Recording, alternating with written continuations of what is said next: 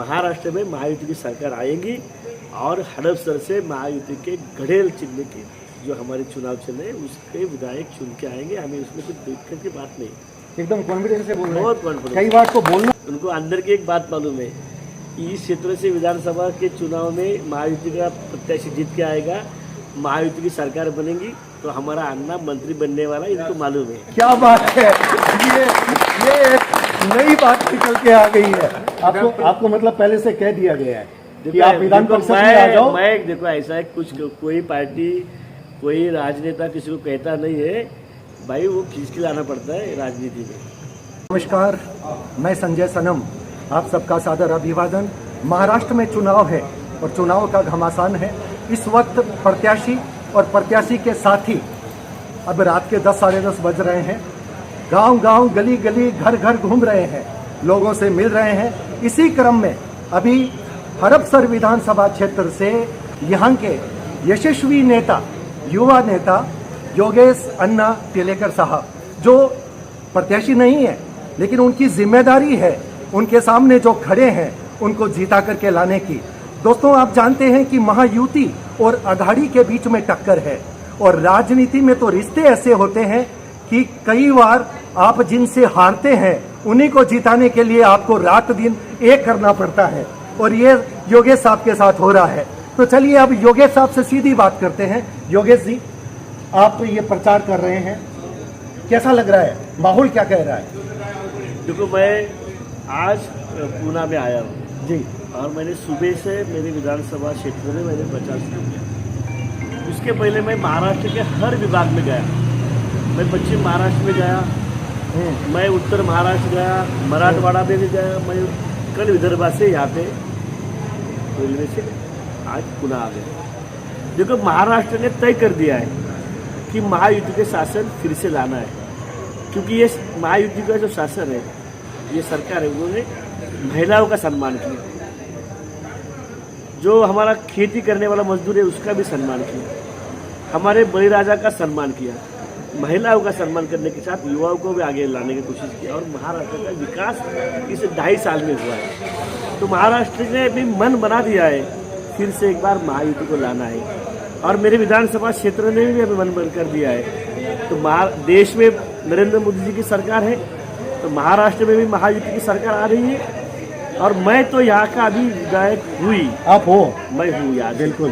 तो मेरे साथ का विधायक ये डबल इंजन का विधायक होना चाहिए, क्योंकि महाराष्ट्र सरकार का, केंद्र सरकार का जो विकास है वो हम दोनों साथ मिलके इस क्षेत्र को लाए और इस क्षेत्र का विकास हो जाए। ये मेरे विधानसभा क्षेत्र ने तय कर दिया। हड़पसर विधानसभा क्षेत्र, यहाँ पर 2 विधायक अगर ये जीत जाते हैं तो 2 विधायक साथ में काम करेंगे। एक भारतीय जनता पार्टी के हैं जो कि आप विधान परिषद से हैं और वो वहाँ से हो जाते हैं, तो 2 डबल इंजन की सरकार आपके हड़पसर विधानसभा क्षेत्र में होगी।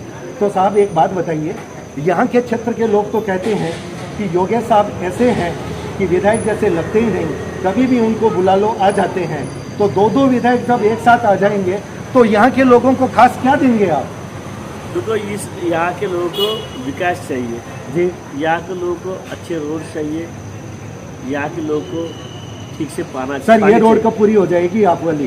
देखो हम तो कोई भी प्रोजेक्ट करते हैं ना, तो उसको हमारा खुद का मकान बनाने के लिए उसकी कीमत होती है 50 लाख, तो बनाने के लिए हमको 1 साल लगता है जी।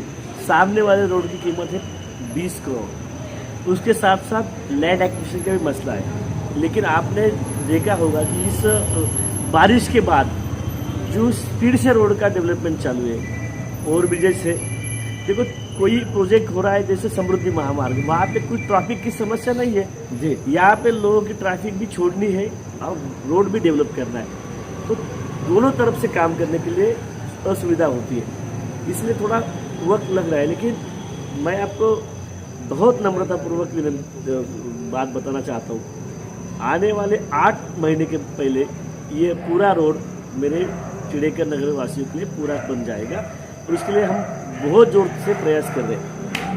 दूसरी बात, आपने कहा कि दो विधायक, देखो 2 विधायक इसलिए होने चाहते हैं, उनको भी काम करने का अनुभव है और मैं भी यहाँ से पार्षद भी रहा, 20 साल से मेरी माँ भी रही, मैं विधानसभा का विधायक भी रहा।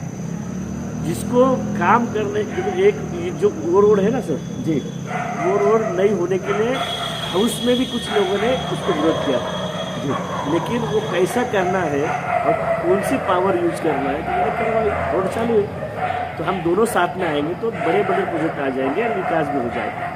और अभी बोलते बोलते आपने कहा कि जिनको हराया उनका ही प्रचार करना पड़ता है क्योंकि ये राजनीति होती है। राजनीति में हमेशा कोई दोस्त नहीं होता है तो हमेशा कोई दुश्मन नहीं होता है और राजनीति में हर एक लड़ाई अलग भी होती है। और हम भारतीय जनता पार्टी के कार्यकर्ता हैं, हम हमारे भविष्य के बारे में चिंता नहीं करते।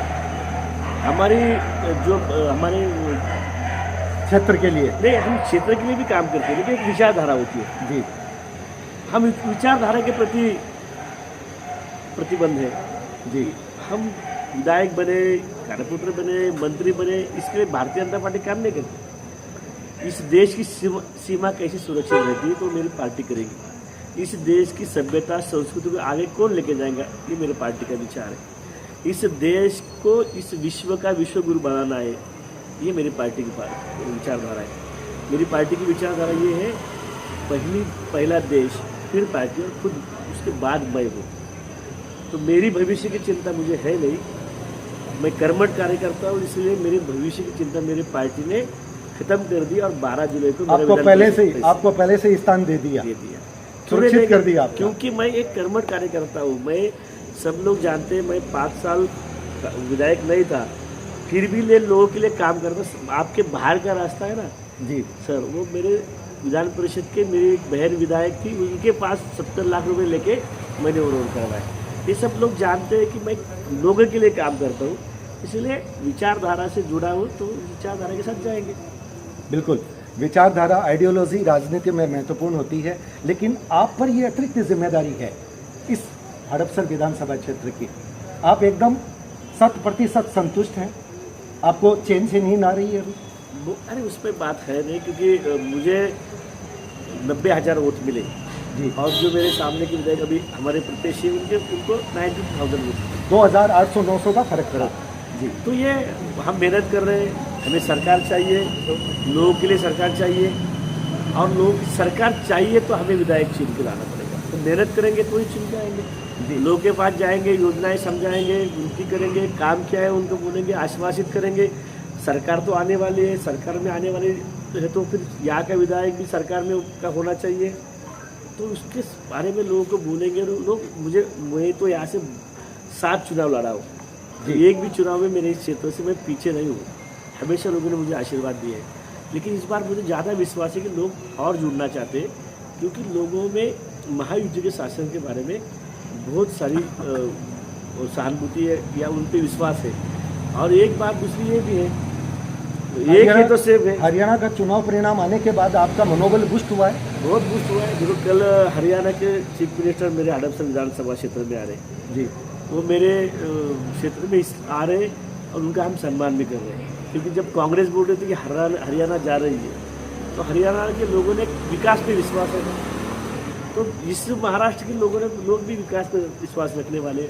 आप पत्रकार हैं, आपने तो बहुत सारे सर्वे के रिपोर्ट सोचे। हरियाणा में तो सुना था योगी जी चल गए, बंटेंगे तो कटेंगे।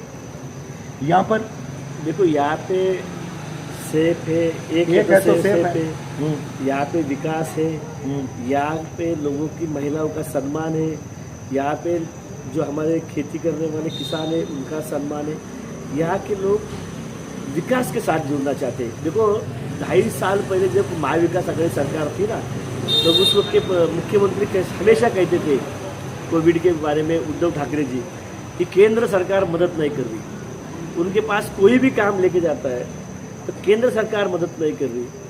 तो ये उस वक्त की महाविकास आघाड़ी सरकार केंद्र पे डिपेंड थी या केंद्र पे उन पे जी लगाती थी। लेकिन फिर केंद्र ने सोच लिया फिर हमारे विचारधारा सरकार लेके आए तो फिर केंद्र पे ही हमें डिपेंड होना है तो केंद्र के विचार की सरकार लाए। ये महाराष्ट्र में तय किया है।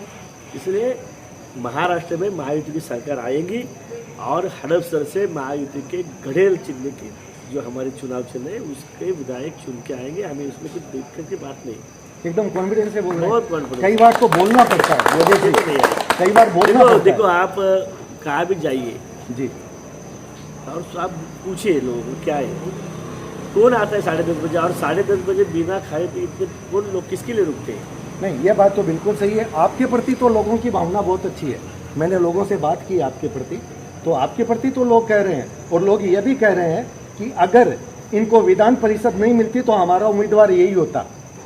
देखो पार्टी है ना, वो जो देगी वो करेगी, लेकिन ये इनको ये भी मालूम है, उनको अंदर की एक बात मालूम है कि इस क्षेत्र से विधानसभा के चुनाव में महायुति का प्रत्याशी जीत के आएगा, महायुति की सरकार बनेगी तो हमारा अन्ना मंत्री बनने वाला, इनको मालूम है। क्या बात है, ये एक नई बात निकल के आ गई है। आपको मतलब पहले से कह दिया गया है कि आप विधान परिषद में आ जाओ। मैं देखो ऐसा है, कुछ कोई पार्टी कोई राजनेता किसी को कहता नहीं है भाई, वो खींच के लाना पड़ता है राजनीति में, कहलवाना पड़ता है। हाँ, तो लोग कहेंगे उसको बनाओ। महाराष्ट्र में घूम रहा हूँ, मेरे लोग बोल रहे हैं युवा मोर्चा वाले इसको बनाओ। मैं ओबीसी मोर्चा का महाराष्ट्र का प्रदेश अध्यक्ष था, युवा मोर्चा का, तो लोग बोल रहे हैं। और सबसे बड़ी बात, आपने बड़ी चालाकी से अपनी ख्वाहिश मीडिया में भी दे दी, अब यहाँ पर भी जा रही है। वो तो साहब केलेकर साहब मंत्री बनना चाह रहे हैं। देखो वो तो मीडिया पे तो हमारे नेता कुछ विश्वास नहीं रखते, लेकिन जब आप बोल रहे हैं ना, आप चुनाव का नतीजा आएगा तो उनको बोलने वाले बहुत सारे लोग हैं। और मेरी पार्टी ऐसी है, कार्यकर्ता के अंदर जो नेतृत्व है, कर्तृत्व है, उसको आगे लेके आती है। जब मैं 12 जुलाई के पहले, इनको भी मालूम नहीं था कि मुझे विधान परिषद मिलेगी, लेकिन मेरी पार्टी ऐसी है, इसके लिए तो बोलते हैं ना पार्टी विद डिफरेंस। नहीं, पार्टी को पता था अगर इसको सेट नहीं किया तो ये फिर खड़ा हो जाएगा तो समीकरण गड़बड़ा जाएंगे। मुझे टिकट मिलता नहीं मिलता तो मैं पार्टी के साथ ही रहता जी, लेकिन पार्टी एक कार्यकर्ता को नेता बनाने के लिए 20-25 साल मेहनत करवाती है, तो फिर एक नेता बन जाता है। फिर बना हुआ नेता घर में बिठा के पार्टी सोचती नहीं। पार्टी देखो, मेरे उस वक्त बहुत सारे लोग विधान परिषद के लिए इच्छुक थे, जैसे हर्षवर्धन पाटिल साहब थे या हमारे समरजीत गाडगे थे, बड़े बड़े नाम थे, लेकिन साधारण परिवार। पिछले चुनाव में इस चुनाव में एक फर्क है। पिछले चुनाव में आप टेंशन में थे क्योंकि आपकी जीत हार थी।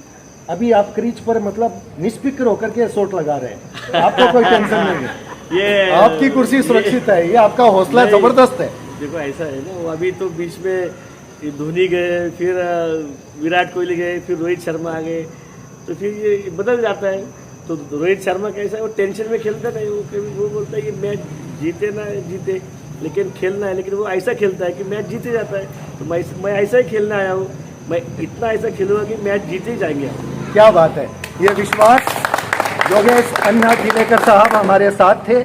युवा चेहरा है, लोकप्रिय चेहरा है, इसके नाम के साथ लोगों की मुहर लगती है, क्योंकि आधी रात को अगर याद करें तो यह व्यक्ति लोगों के साथ रहता है, ये सबसे बड़ी बात है। इसलिए अभी टिलेकर साहब बहुत बहुत बधाई, शुभकामना, आप ये चुनाव जितवाएं और अग्रिम शुभकामना, आप मंत्री बन करके आए। तो बहुत